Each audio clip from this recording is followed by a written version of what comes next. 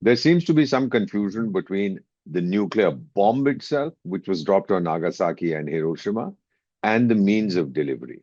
When they were dropped on Nagasaki and Hiroshima, that ended the Second World War effectively for Japan. They were dropped by an aircraft. What President Putin announced, and he had talked about this, I think it was in 2018, 7 years ago. He said Russia was developing a missile that would be nuclear powered. Nuclear armed is separate, nuclear powered, which means there'll be a mini nuclear reactor instead of solid fuel or liquid fuel. And that missile could go round and round and round the globe for 2 years or 5 years or whatever, as long as the nuclear reactor kept working. It would evade all enemy defenses and attack from unexpected directions. Now, that's the Burasvetnik that they tested a few days ago. And its meaning in English is stormy petrel, a seabird.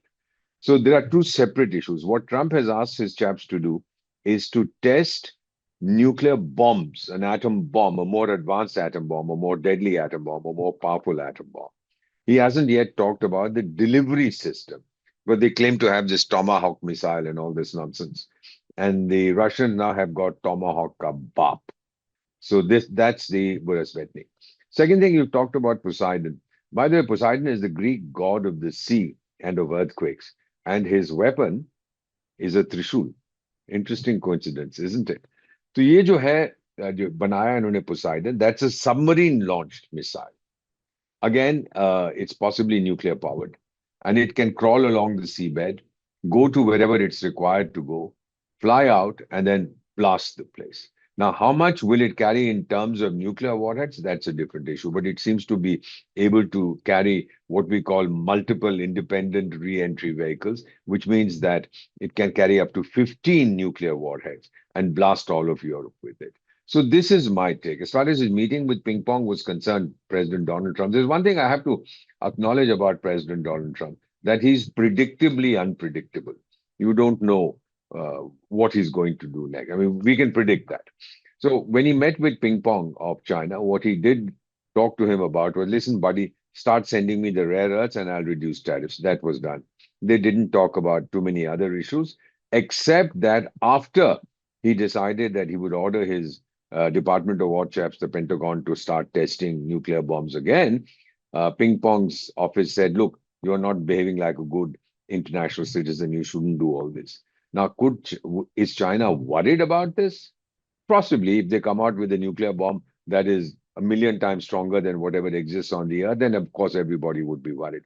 But till then, China couldn't care less.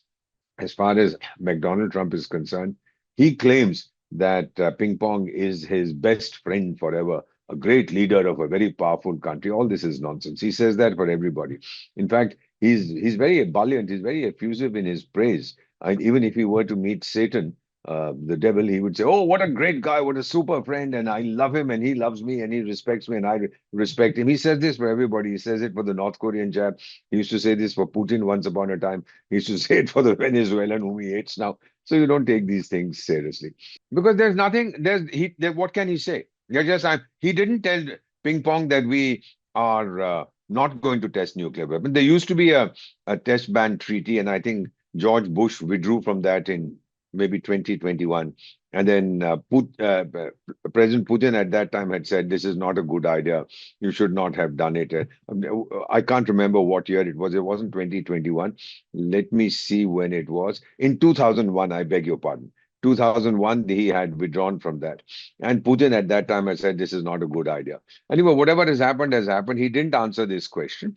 What could he say? As far as Ping Pong is concerned, the Chinese are concerned.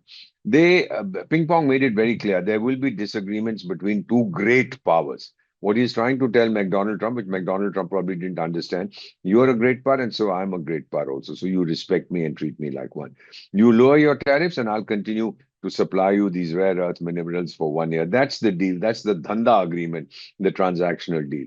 Otherwise, Trump couldn't care less what the world thinks of him. These are all things, ideas and issues that are left for journalists and diplomats to analyze and spend sleepless nights over. What did he mean by this? What did he mean by that? Basically, McDonald Trump says, as long as I can make money for myself and I can make America great again, the rest of the world can climb the moon. That's his philosophy. And I should know this man. I've been dealing with this man, and I have a lot of friends who are journalists, generals, diplomats, academics in the United States. We've had our own morning walk group. We discuss these things. Remember what I've said. There are two separate issues. I have a car. I put fuel in my car, and it can go 200 kilometers. Then I make it go 500, then 1,000, then 2,000. That's the range of the vehicle. What is inside the car is my nuclear weapons. How many of them can I carry? And that is the basic issue. So all this confusion that he's asked them to test this and the other, Poseidon as well as Burevestnik are missiles that demonstrate an unlimited range. What they carry is a different issue.